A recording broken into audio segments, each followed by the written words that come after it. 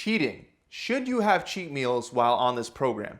Many people believe that just by jacking their calories way up, they'll build more muscle. However, when you increase your calories past the regular surplus, you're most likely not going to be building any extra muscle at all, and instead, you're going to be gaining fat. Since this is a lean bulking program, we want to aim to build muscle while gaining the least amount of fat possible. However, that doesn't change the fact that over the course of these 12 weeks, at some point, you're probably going to want to eat something that isn't a whole natural single ingredient food that's approved on your meal plan.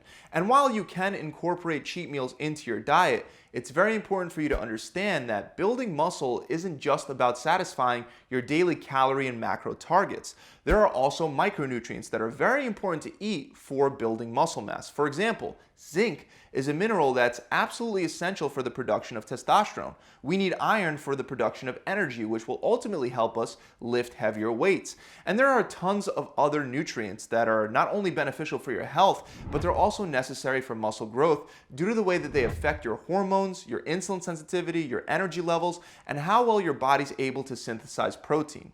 The good news is that, like I said, if you struggle eating healthy all the time and you want to have a couple cheat meals that you can incorporate, you can still incorporate those cheat meals into a lean bulking program. So how do you incorporate cheat meals the right way? Well, first of all, I need you to get this idea out of your head that a cheat meal is a moment in time where you can just eat as much junk food as you can possibly fit in your stomach, because that'll definitely set you back. Like I said, your body is not going to be using those extra calories to build extra muscle.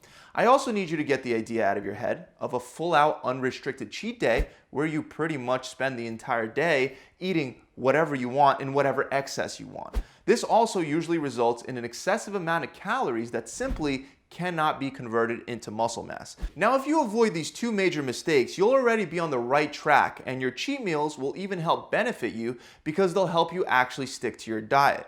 For most people, it becomes harder and harder to stick to their diet over time. Usually what happens is that you'll start your diet super motivated, but then after some time passes, that motivation starts to subside and you begin craving junk food.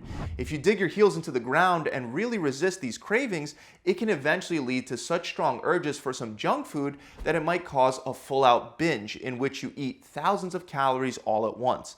And this doesn't help anyone because usually that one binge will cause you to fall off the wagon not only for that day, but also for the following days, weeks, and sometimes even months.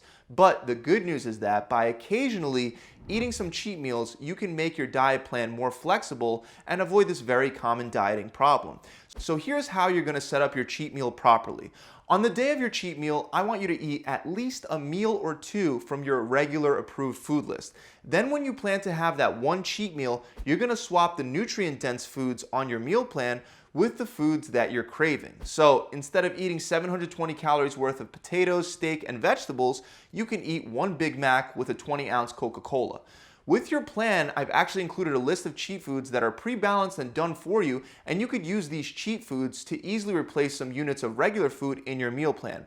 Each unit in your meal plan will have roughly 200 calories. So if you want to have a 600 calorie cheat meal, then you'll have to swap out 3 units of healthy food from your plan.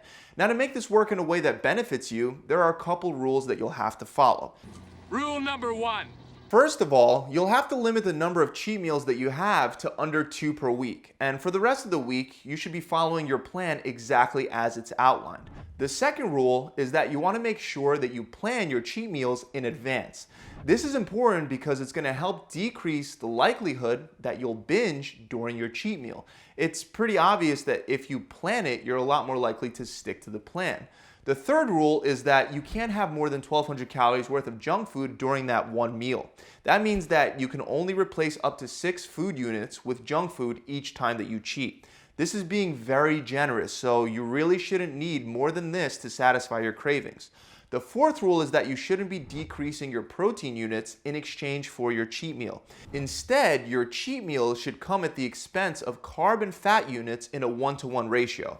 So if you're having a 200 calorie cheat meal and you don't feel like figuring out if the cheat meal is mostly carbs or fats, you can just drop half a unit from your daily carb intake and half a unit from your daily fat intake. There are only 2 exceptions to this rule. Both exceptions only apply if you're eating off the cheat meal approved list. The cheat meals on this list are already organized under the proper category. So if you're having a carb cheat meal, you can just subtract 1 carb unit instead of doing a 1-to-1 ratio of carbs and fats. The second exception is that you can have a healthy protein snack from your approved cheat meal list instead of one of your protein units. Again, keep in mind that this would all be factored into that 1200 calorie limit for the day. And this is the only time you can mess with that protein section in your diet plan. The 5th and final rule for cheat meals is that I want you to use some kind of calorie tracking app like MyFitnessPal to make sure that you're keeping track of how many calories you're eating. We don't want to just wing it because that's when you go overboard and your cheat meal winds up backfiring. Instead, by simply following these 5 easy rules, you can use cheat meals to boost your progress rather than sabotaging your whole diet plan.